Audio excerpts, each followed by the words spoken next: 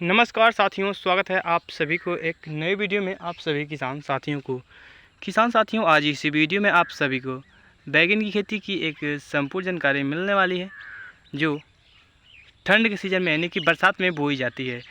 किसान साथियों, जो बैगन होती है इनमें कई किस्में, कई वैरायटियों की बोई जाती है, लेकिन आज हम एक गुलाबी टाइप की लंबे वाले बैगन के बारे में बात करने वाले हैं, ना कि हम गोल वाले बैगन के बारे में बात करने वाले हैं।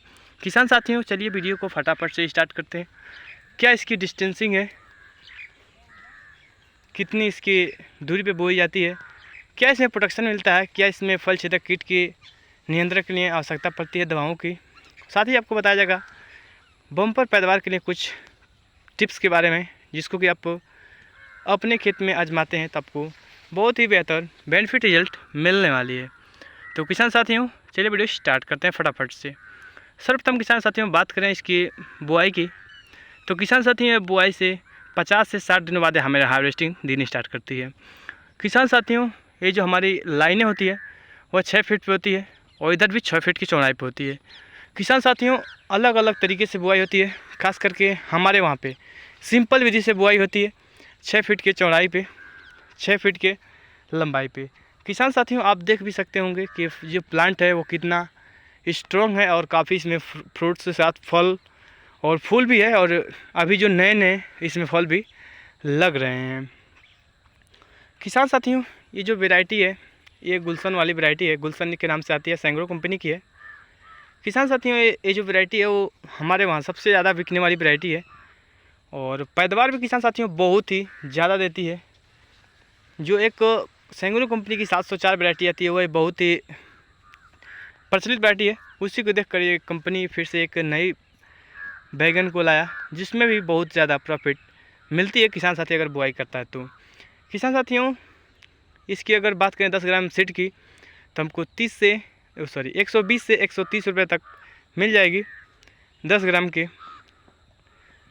साथ ही किसान साथियों बात करें हम दूसरे टॉपिक, इसमें कुछ बेसल डोज के बारे में जिससे कि ये ग्रोथ करे, उसके बारे में बात करते हैं हम। उसके बाद कुछ कीटनाशक, कुछ वाइट फ्लाई के बारे में कि वाइट फ्लाई को कैसे कंट्रोल किया जाए, क्योंकि देख सकते हैं हमारे खेत में वाइट फ्लाई नहीं है सब। किसान साथियों, कुछ ग्रोथ के लिए आपको DAP, MOP, potash, micronutrient, sulphur, zinc आवश्यकता पड़ती है, यूरिया की भी आवश्यकता पड़ती है, लेकिन बैगन खेत में खास करके यूरिया बहुत कम मात्रा में डाली जाती है। किसान साथियों, अगर आप चाहते हैं कि पौधा ग्रोथ करे तो DAP डालिए, ताकि आपकी जो प्लांट हो वो मोटा हो और ऊपर से लेकर नीचे तक एकदम से बहुत ही शानदार फल भी लगा हो। किसान साथियों, और साथ ही बात करें हम, जो पोटास होता है तो जो आपके फल हैं उसको भी ग्रोथ करने में मतलब सहायता करता है, ज़्यादा से ज़्यादा फल लगने में सहायता करता है, और जितने भी इसमें कल्ले आते हैं नए नए उसको भी यह सहायता करता है। तो ये सभी को आप जान चुके होंगे। माइक्रोन्यूट्रेंट तो आप जानते हैं सभी पौधों को पोषक तत्वों की जरूरत होती है, जैसे कि माइक्रोन्यूट्रेंट, तो इसलिए इसको माइक्रोन्यूट्रेंट की आवश्यकता पड़ती है। किसी भी पौधे में अगर आप डालते हैं तो आपको बहुत ही बेहतर रिजल्ट मिलेगी। किसान साथियों, चलिए अगले टॉपिक पे हम चलते हैं, इसमें कुछ कीटनाशक के बारे में। तो किसान साथियों, कीटनाशक 2 प्रकार के होते हैं, एक तो होते हैं ऑर्गेनिक और एक होते हैं रासायनिक। किसान साथियों, ऑर्गेनिक में एक सबसे नॉर्मल हम दवा की बात करें तो एक नीम ऑयल होती है, जानते होंगे आप। नीम ऑयल से वाइट फ्लाई भी कंट्रोल होते हैं, और जो फल छेदक और तना छेदक कीट होते हैं बैगन की उसको भी कंट्रोल किया जा सकता है।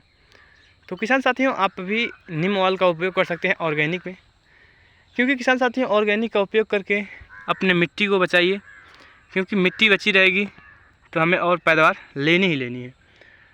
ज़्यादा अगर आप रासायनिक खाद का उपयोग करते हैं तो रासायनिक खाद थोड़ा कम कीजिए, ऑर्गेनिक से आप खेती कीजिए।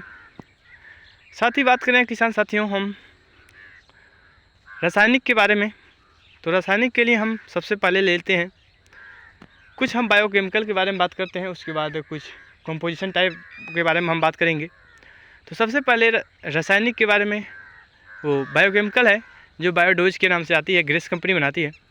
किसान साथियों, 100 ml आपको 5 यानी कि 75 लीटर पानी के लिए आती है, जिसको कि किसान साथियों अगर अपने खेत में आप डालते हैं, स्प्रे करते हैं, तो लगभग 10 से 15 दिन तक आपके खेत में कीट नहीं आएंगे सब, और फ्लावरिंग के साथ फ्रूटिंग भी बहुत अच्छी बनी रहेगी।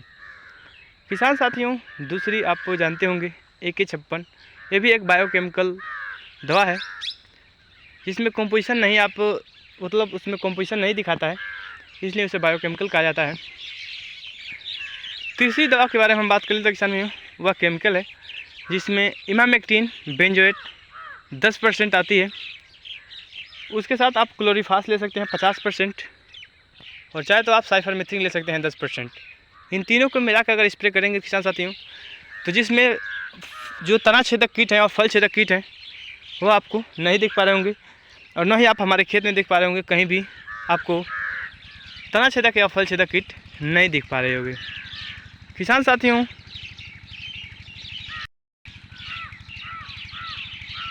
ये जो होती है तना छेदक कीट वो फल छेदक कीट, दोनों गुलाबी सुंडी होती हैं, दोनों गुलाबी सुंडी को कंट्रोल करता है।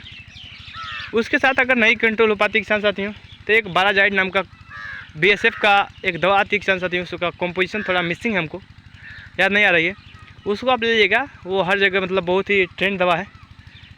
या तो आप एक RDX आती है, बायोकेमिकल ये भी है, तो RDX को अगर ले सकते हैं तो RDS के जैसे ही काम करते हैं किसान साथियों।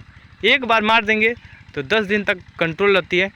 यह एक बायोकेमिकल दवा है जो कि किसान साथियों बैगन के लिए स्पेशल बनाया गया है। तो किसान साथियों, ये तो रही कुछ कीटनाशक के बारे में। हम बात करते हैं थोड़ा वाइट फ्लाई के बारे में, सफ़ेद मक्खी के बारे में। किसान साथियों, जो वाइट फ्लाई होती है सफ़ेद मक्खी, उसको कंट्रोल करने के लिए आप डाइफोरान जो 25% आती है उसको आप ले लीजिए, या तो आप किसान साथियों डाइफोरेंट आता है 50% में, उसको ले सकते हैं। ये दोनों अलग अलग है किसान साथियों, और ये दोनों रासायनिक दवा है। किसान साथियों, जो डाइफोरान होती